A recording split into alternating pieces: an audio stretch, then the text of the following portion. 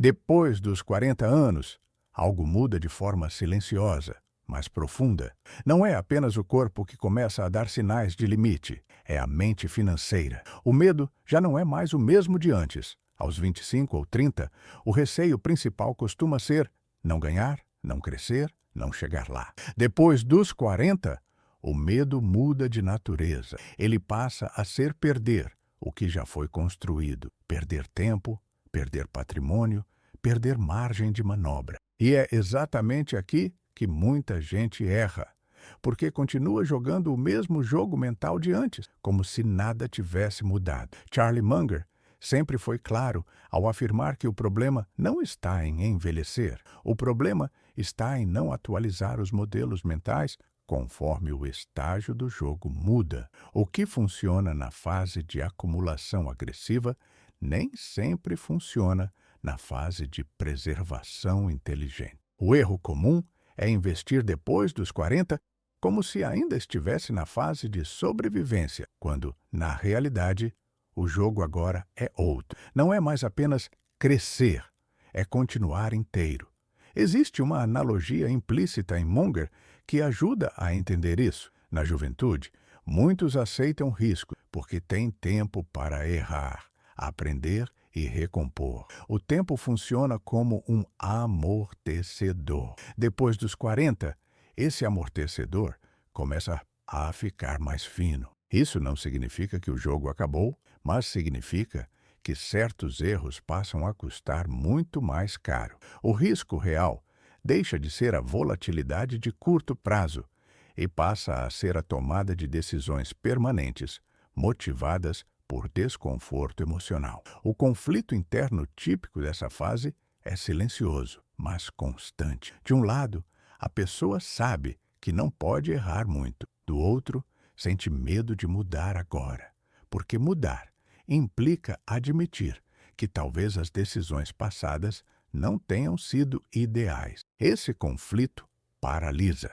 Muitos preferem ficar exatamente onde estão, não porque seja a melhor decisão, mas porque é psicologicamente confortável. A estagnação passa a ser confundida com segurança. Warren Buffett sempre reforçou que o verdadeiro risco não está na oscilação dos preços, mas em decisões ruins que não permitem volta. Depois dos 40, esse princípio ganha peso extra. Decisões tomadas para aliviar ansiedade, medo ou arrependimento tendem a ser mais perigosas do que decisões tomadas com base em critério frio. O mercado pode oscilar. O que não oscila é o efeito de escolhas permanentes mal pensadas. O objetivo deste vídeo é exatamente organizar esse ponto. Não se trata de congelar o dinheiro por medo, nem de buscar retornos ilusórios em nome de recuperar o tempo. Trata-se de proteger patrimônio sem transformá-lo em algo improdutivo e, ao mesmo tempo, fazê-lo render sem trocar segurança por histórias bonitas, modas passageiras ou promessas de exceção.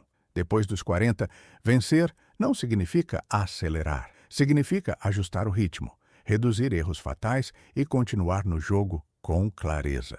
Quem entende isso cedo, preserva algo mais valioso do que dinheiro: liberdade de escolha no futuro. Quem ignora muitas vezes só percebe tarde demais que jogou um jogo que já não fazia mais sentido para a sua fase de vida. Depois dos 40, a palavra segurança passa a ocupar um espaço central na mente financeira.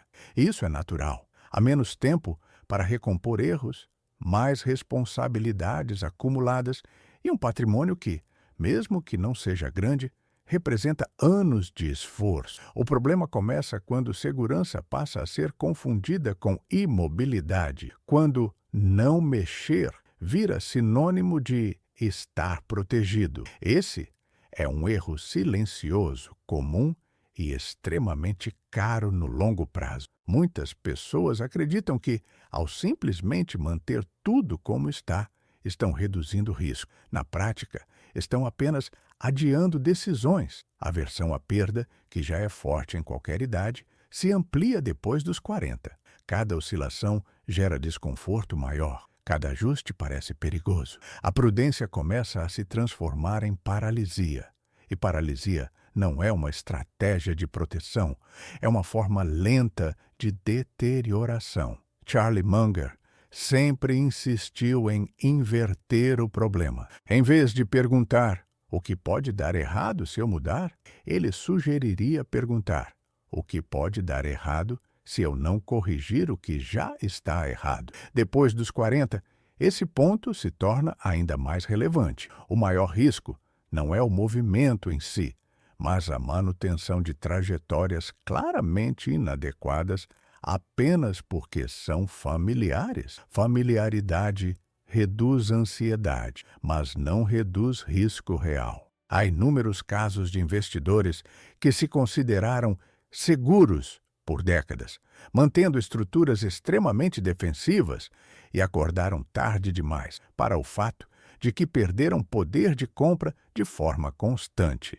Não houve um grande erro, um colapso visível ou uma decisão escandalosa. Houve apenas estagnação. O dinheiro ficou parado enquanto o mundo mudou ao redor. A inflação fez seu trabalho silencioso. O custo de oportunidade se acumulou. E, ao final, a sensação era de surpresa injustificada. Como assim não deu certo? Se eu fui tão cauteloso, a consequência prática desse comportamento é clara.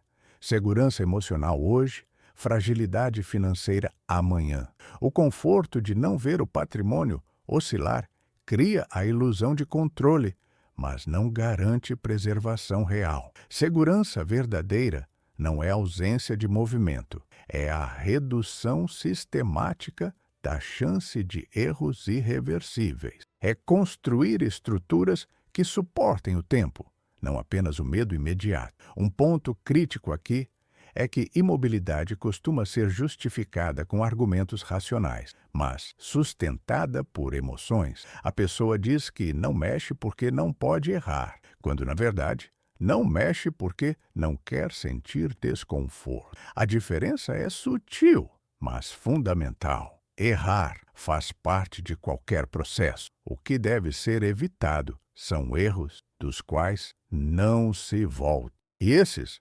paradoxalmente, muitas vezes vêm da recusa prolongada em ajustar o que já está claramente desalinhado. Munger alertava que, com o passar do tempo, corrigir cedo é sempre mais barato do que corrigir tarde. Depois dos 40, cada ano adicional em uma estrutura errada pesa mais. Não porque o dinheiro seja mais frágil, mas porque o tempo para absorver o erro é menor. Isso não exige agressividade, exige honestidade intelectual para reconhecer que segurança não é um estado estático, mas um processo ativo de redução de fragilidades. Outro aspecto pouco discutido é que tratar segurança como imobilidade transfere o risco para o futuro. A pessoa se sente protegida agora, mas empurra decisões difíceis para um momento em que terá menos energia, menos flexibilidade e menos margem. O que parece prudência hoje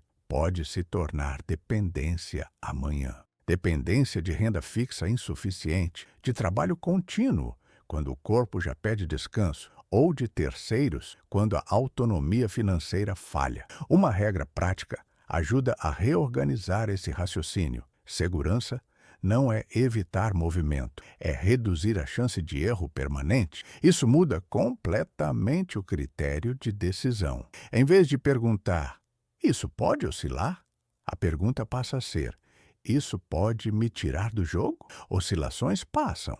Decisões ruins permanecem. Depois dos 40, essa distinção deixa de ser teórica e se torna existencial. Quando alguém entende isso, a relação com o próprio patrimônio muda. O medo não desaparece, mas é colocado no lugar certo. Ele deixa de ser o guia das decisões e passa a ser um sinal de que o critério precisa ser refinado. A pessoa não congela o dinheiro, mas também não o expõe a riscos desnecessários. Ela ajusta, simplifica, corrige e segue. Imobilidade disfarçada de segurança é confortável, mas cara. A verdadeira proteção exige movimento consciente, não agitação. Exige aceitar pequenos desconfortos hoje para evitar grandes fragilidades amanhã. Depois dos 40, quem confunde essas duas coisas paga um preço silencioso, mas alto. Depois dos 40, muitas decisões financeiras passam a ser tomadas não para reduzir risco real, mas para parecer responsáveis. Esse é um ponto sensível, porque o comportamento se apresenta como conservador, maduro e prudente, quando, na verdade, está fortemente ancorado em medo social e desconforto emocional. A racionalidade deixa de ser interna e passa a ser performática. O investidor não decide apenas para proteger o patrimônio, mas para manter uma imagem de alguém que não faz besteira. Esse tipo de decisão nasce menos do cálculo e mais do receio de ter que explicar perda. O viés social pesa mais do que o dano invisível da estagnação.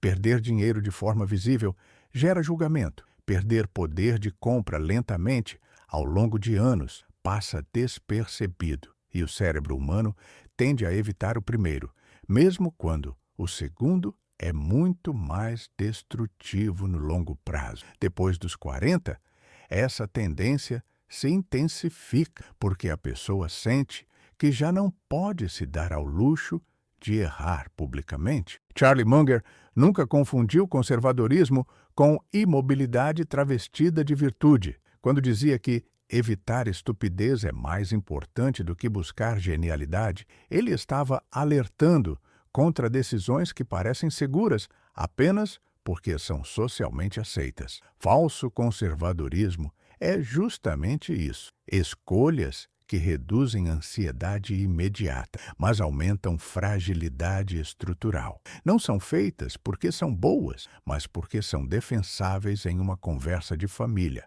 ou em uma mesa de bar. Um exemplo recorrente são carteiras excessivamente defensivas, que falham em proteger o futuro.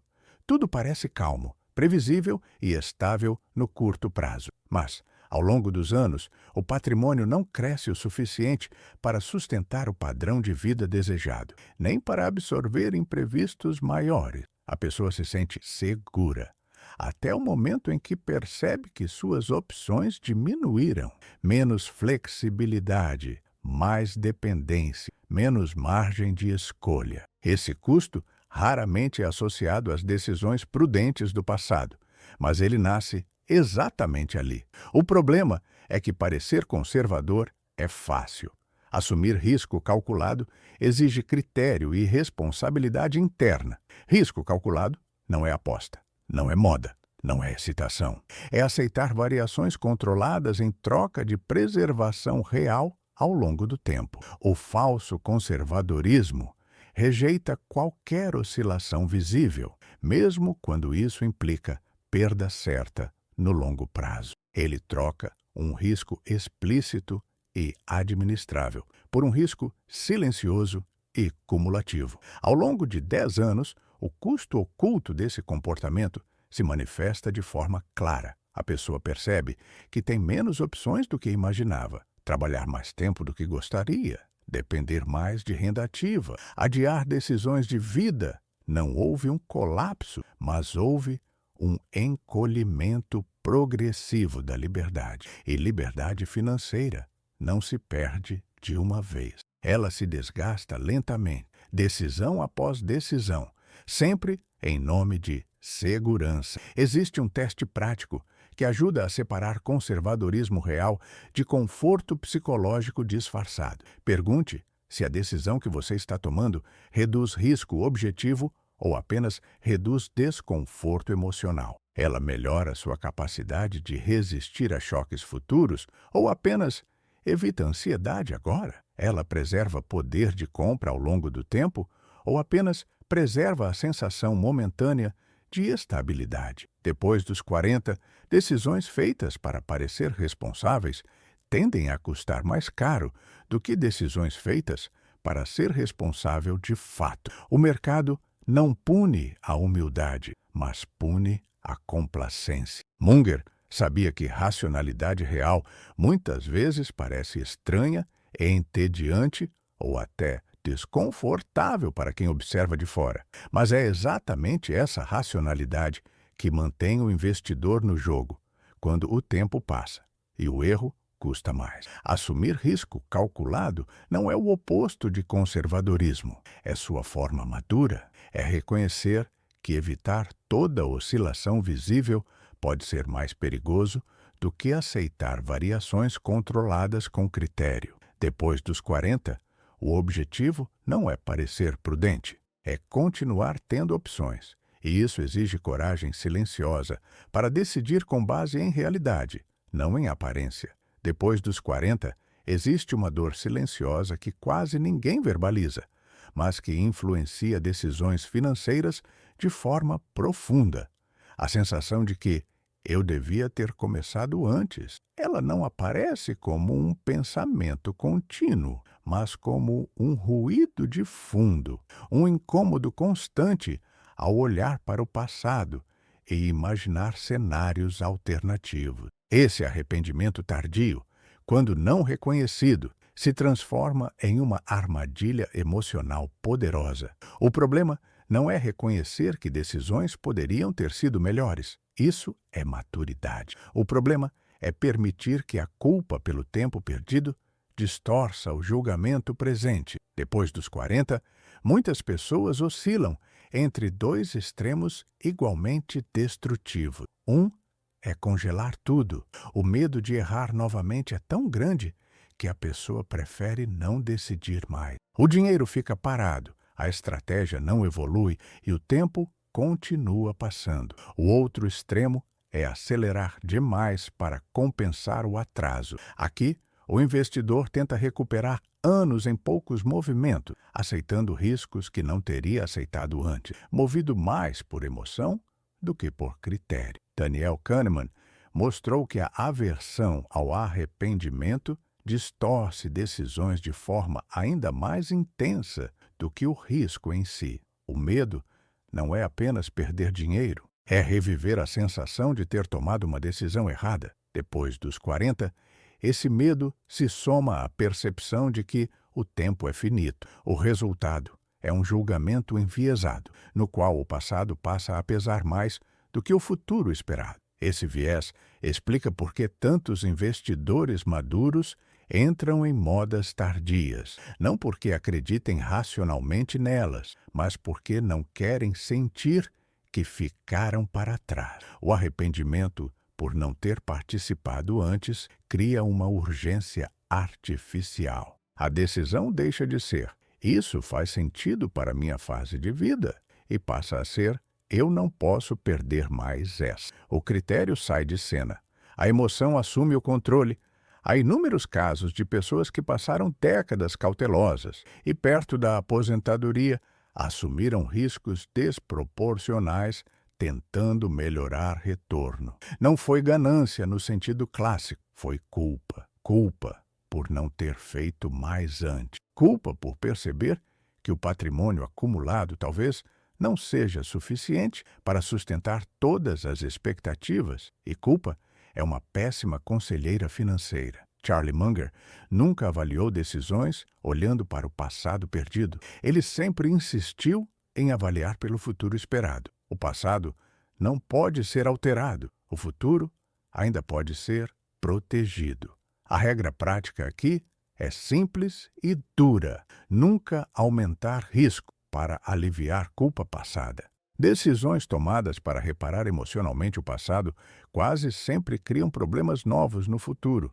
O modelo mental correto exige separar responsabilidade de autopunição. Responsabilidade é ajustar o que pode ser ajustado hoje com base em probabilidades reais. Autopunição é tentar correr atrás do tempo perdido, assumindo riscos que não combinam com a nova assimetria da vida. Depois dos 40, a assimetria muda. As perdas pesam mais do que os ganhos potenciais. Ignorar isso não é coragem, é negação. Outro efeito do arrependimento tardio é a dificuldade de aceitar retornos mais modestos, porém sustentáveis. A pessoa compara o que tem hoje com o que poderia ter se tivesse começado antes e sente frustração. Essa frustração gera impaciência, e impaciência leva a decisões apressadas. O investidor maduro começa a rejeitar estratégias coerentes porque elas não resolvem tudo. Mas nenhuma estratégia resolve tudo. Algumas apenas evitam que tudo piore. Existe também um custo psicológico importante nesse processo. Viver preso ao arrependimento consome energia mental que deveria ser usada para clareza. A pessoa passa a revisar mentalmente decisões antigas, cenários hipotéticos e comparações improdutivas. Isso aumenta a ansiedade e reduz a capacidade de análise fria. Munger sempre alertou que clareza mental é um ativo e ativos devem ser protegidos. Uma forma prática de neutralizar essa armadilha é mudar deliberadamente o critério de avaliação. Em vez de perguntar quanto eu poderia ter hoje, a pergunta passa a ser: o que maximiza minhas opções daqui para frente? Essa mudança parece sutil, mas é profunda. Ela desloca o foco da perda imaginária para a proteção real. O dinheiro deixa de ser um símbolo de falha passada e volta a ser uma ferramenta para o futuro. Depois dos 40, o jogo não recompensa pressa emocional. Ele recompensa consistência e sobrevivência inteligente. O arrependimento, quando não reconhecido, empurra a pessoa exatamente para o tipo de erro que ela mais teme cometer. A ironia é cruel. Tentando compensar o passado, o investidor compromete o futuro. Aceitar que o tempo passou não é resignação, é lucidez. A maturidade financeira começa quando a pessoa entende que não precisa vencer o jogo, apenas continuar nele sem erros fatais. O passado não define a próxima decisão. O critério define, e critério só existe quando a culpa sai da mesa. Enquanto o arrependimento tardio guiar escolhas, o risco será sempre maior do que parece. Quando ele é colocado de lado, a mente se acalma e o patrimônio volta a cumprir sua função correta: dar opções, não alimentar fantasmas. Depois dos 40, o patrimônio deixa de ser apenas uma soma de números e passa a carregar outra função silenciosa: proteger a clareza mental. Essa transição é pouco discutida, mas decisiva. Quanto mais o tempo passa, mais caro fica errar sob estresse, confusão ou fadiga cognitiva. E, paradoxalmente, é exatamente nessa fase que muitas pessoas complicam a própria vida financeira, acreditando que mais opções significam mais segurança. O desgaste cognitivo com a idade é real, não como incapacidade, mas como limitação de energia mental disponível. Há mais responsabilidades, mais decisões fora do campo financeiro, mais preocupações legítimas. Quando o patrimônio exige atenção constante, monitoramento excessivo e ajustes frequentes, ele deixa de ser um amortecedor psicológico e passa a ser mais uma fonte de tensão. Preservar patrimônio, nesse contexto, começa por preservar a capacidade de pensar com calma. Charlie Munger sempre tratou simplicidade como uma vantagem competitiva subestimada. Para ele, quanto mais simples o sistema, menor a chance de erro grave. Isso vale ainda mais depois dos 40.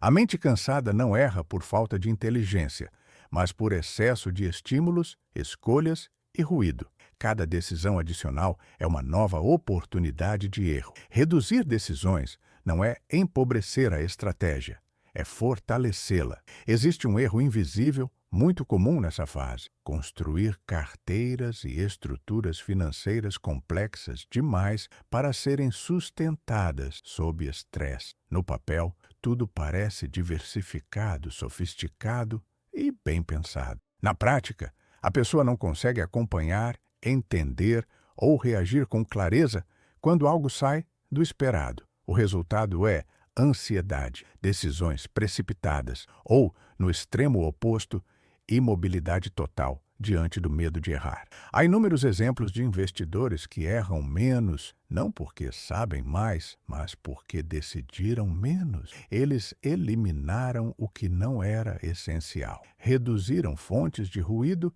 e aceitaram que não precisam estar expostos a tudo. O ganho não está em maximizar retorno teórico, mas em minimizar a probabilidade de decisões ruins em momentos de pressão emocional. Munger sempre soube que o maior inimigo do capital não é o mercado, é o comportamento humano previsível sob estresse. Uma ação prática poderosa nessa fase é eliminar decisões financeiras de baixo impacto e alto estresse, gastos pequenos que exigem atenção constante, estruturas que demandam acompanhamento frequente. Escolhas que não mudam significativamente o futuro, mas consomem energia mental diariamente. Cada uma delas parece irrelevante isoladamente. Juntas, criam fadiga decisória.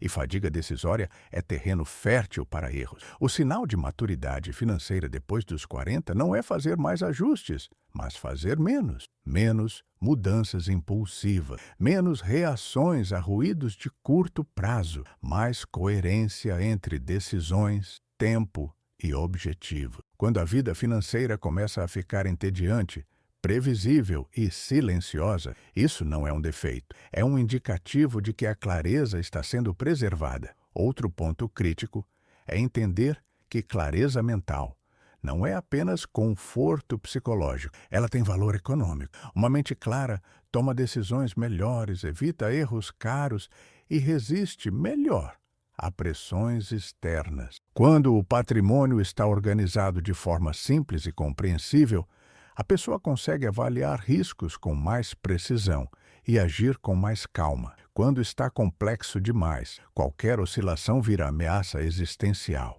Depois dos 40, muitas pessoas superestimam a própria capacidade de gerenciar complexidade sob estresse, não por arrogância, mas por desconhecimento dos próprios limites. Munger sempre defendeu respeito aos limites humanos como parte da racionalidade. Não é fraqueza reconhecer que menos decisões significam menos pontos de falha. É inteligência prática. Preservar clareza mental também significa reduzir exposição a narrativas externas que geram ansiedade desnecessária, comparações constantes, notícias sensacionalistas, opiniões conflitantes. Quanto mais ruído entra, mais difícil fica manter coerência interna. O investidor maduro precisa de menos informação, não de mais. Informação demais, sem critério, confunde mais do que ajuda. Existe ainda um aspecto moral nesse ponto. O patrimônio acumulado representa tempo de vida convertido em capital. Tratar esse capital de forma que ele gere ansiedade constante é uma forma silenciosa de desrespeito ao próprio esforço passado. Preservar clareza é honrar esse tempo, é permitir que o dinheiro cumpra sua função correta. Ampliar opções, não reduzir tranquilidade. Quando a clareza mental é preservada, decisões passam a ser tomadas com base em estrutura, não em emoção. O investidor não reage a cada estímulo. Ele avalia, filtra e, muitas vezes, decide não agir. Essa capacidade de não agir é um dos sinais mais claros de maturidade financeira. Munger via isso como sabedoria aplicada, não como passividade. Depois dos 40, o jogo não recompensa sofisticação excessiva. Ele recompensa robustez, sistemas que funcionam mesmo quando a mente está cansada, estruturas que resistem ao medo, à dúvida e à pressão social. Preservar patrimônio, nesse estágio, é garantir que ele continue sendo um aliado silencioso, não um gerador de conflito interno. Quando alguém entende isso, a relação com o dinheiro muda. O objetivo deixa de ser extrair o máximo possível e passa a ser errar o mínimo necessário. Menos decisões, mais coerência. Menos ruído, mais clareza. Esse é um dos pilares invisíveis da verdadeira segurança financeira depois dos 40. Depois dos 40, o modelo mental precisa mudar de forma deliberada. Não por pessimismo, nem por medo exagerado, mas por realismo estrutural. A prioridade deixa de ser maximizar ganhos e passa a ser sobreviver primeiro. Só depois disso faz sentido pensar em otimização. Esse ponto é contraintuitivo para muita gente, porque durante décadas fomos condicionados a associar sucesso financeiro a retorno, crescimento e aceleração. Mas o jogo muda quando o erro passa a custar mais caro do que o acerto compensa. Charlie Munger sempre trabalhou com a lógica da inversão. Em vez de perguntar como ganhar mais, ele perguntava como evitar perder tudo. Depois dos 40, essa pergunta deixa de ser filosófica e se torna prática. O risco relevante já não é ficar para trás em algum ranking imaginário, é sair do jogo cedo demais por causa de uma decisão mal pensada, tomada sob pressão emocional ou ilusão de controle. A assimetria muda com a idade. Quando se é jovem, um erro grande pode ser compensado por tempo, trabalho e novas oportunidades. Depois dos 40, essa compensação se torna mais difícil, não impossível, mas mais cara. É aqui que entra a ideia de assimetria negativa. As perdas passam a pesar mais do que os ganhos equivalentes ajudam.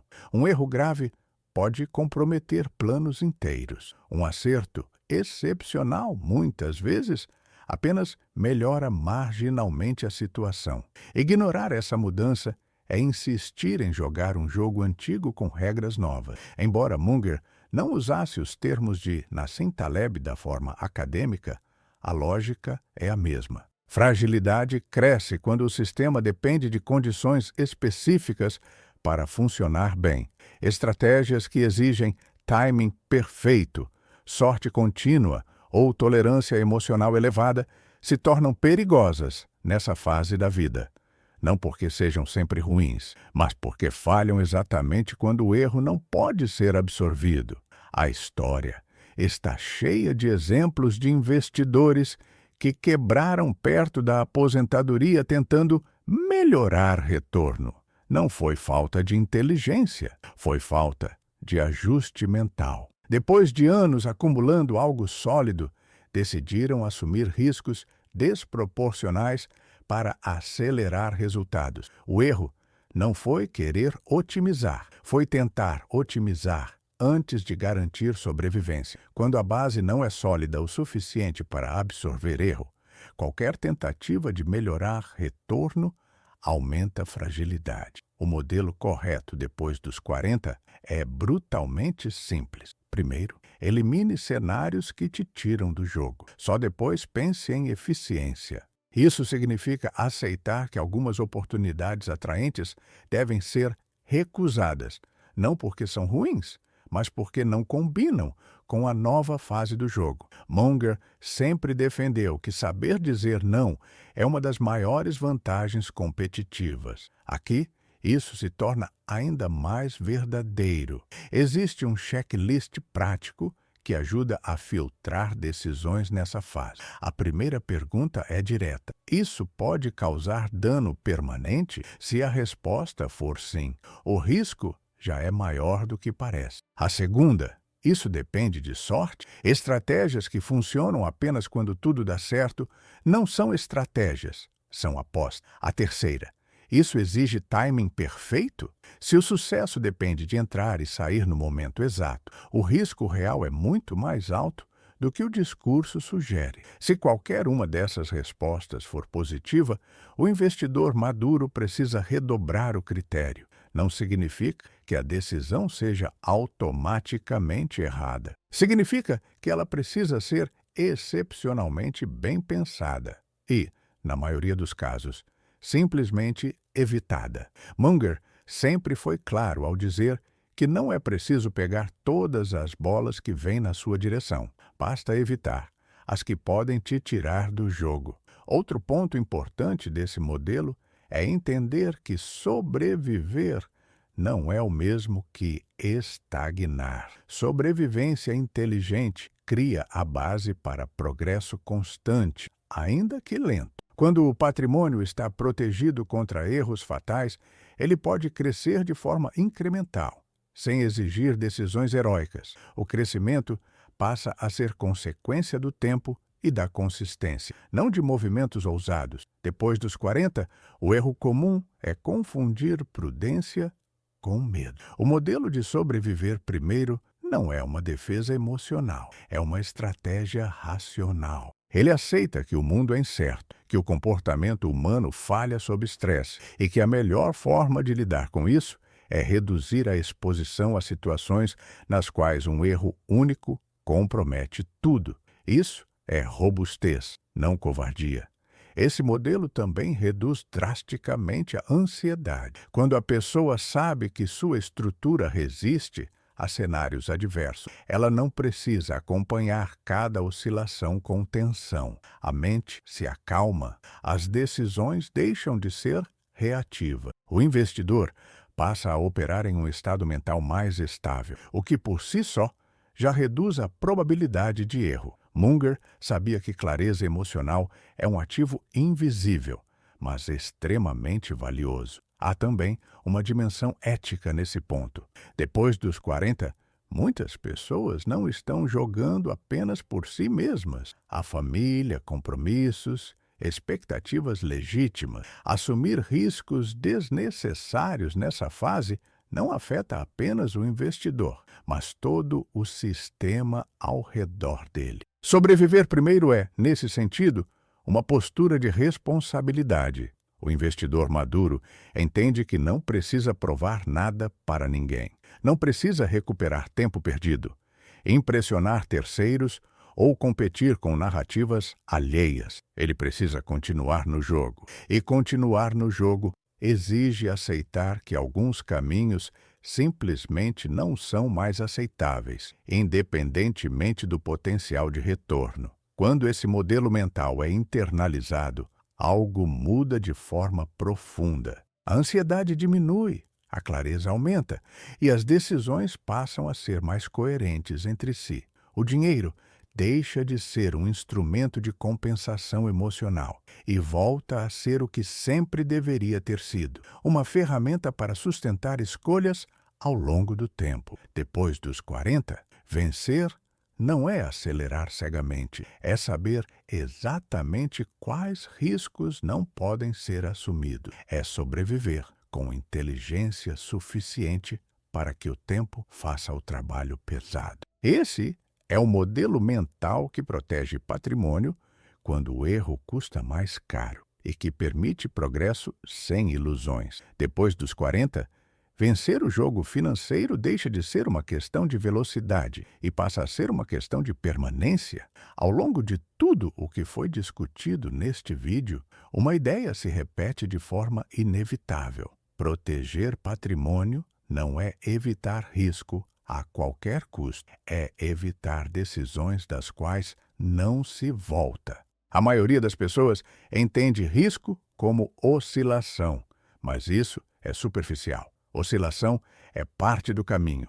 O verdadeiro risco é sair do jogo antes da hora. Charlie Munger sempre foi extremamente claro ao tratar riqueza como a capacidade de manter a racionalidade quando o erro custa mais caro. Depois dos 40, esse ponto deixa de ser teórico. O tempo já não funciona mais como amortecedor infinito.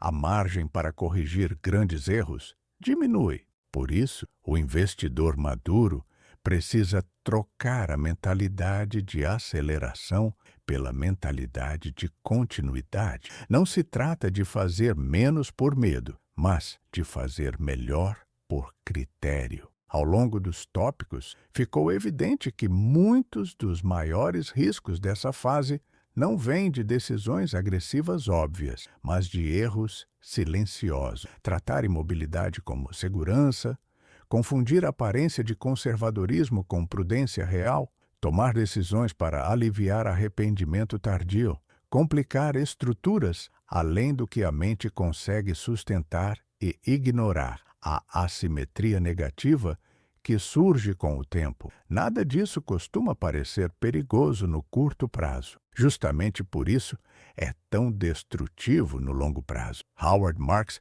resume esse ponto com precisão ao dizer que risco não é aquilo que oscila no caminho, mas aquilo que te impede de continuar jogando. Depois dos 40, essa definição precisa guiar todas as decisões importantes. Qualquer escolha que comprometa a capacidade de seguir em frente, emocionalmente, financeiramente ou cognitivamente, é um risco maior do que parece, mesmo que venha embrulhada em discurso técnico ou socialmente aceitável. A verdadeira segurança, nessa fase da vida, não está em produtos milagrosos, estratégias complexas ou promessas de retorno acima da média. Ela está em estruturas simples, robustas e coerentes com a realidade humana. Estruturas que resistem ao medo, ao ego e ao arrependimento. Estruturas que funcionam mesmo quando a mente está cansada, quando o mercado está confuso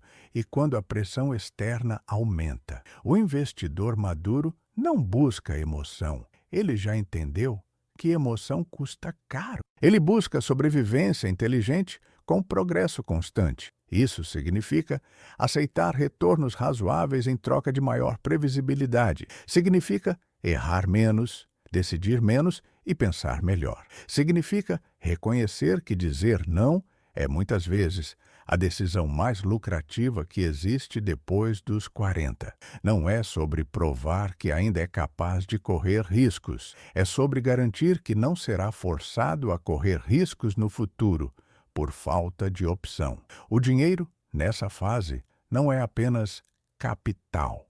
É liberdade de escolha, dignidade e tranquilidade. Tratá-lo de forma imprudente é comprometer não apenas números, mas a própria autonomia. Se este vídeo ajudou a organizar sua forma de pensar sobre patrimônio, risco e maturidade financeira, compartilhe com alguém que também chegou a essa fase da vida e sente o peso das decisões mais caras. Inscreva-se no canal, deixe seu like e ative o sininho para continuar recebendo conteúdos baseados na sabedoria racional de Charlie Munger. Aqui não se vende excitação. Aqui não se prometem atalhos. Aqui o objetivo é simples e difícil ao mesmo tempo. Continuar no jogo com clareza, disciplina e respeito pelo próprio tempo.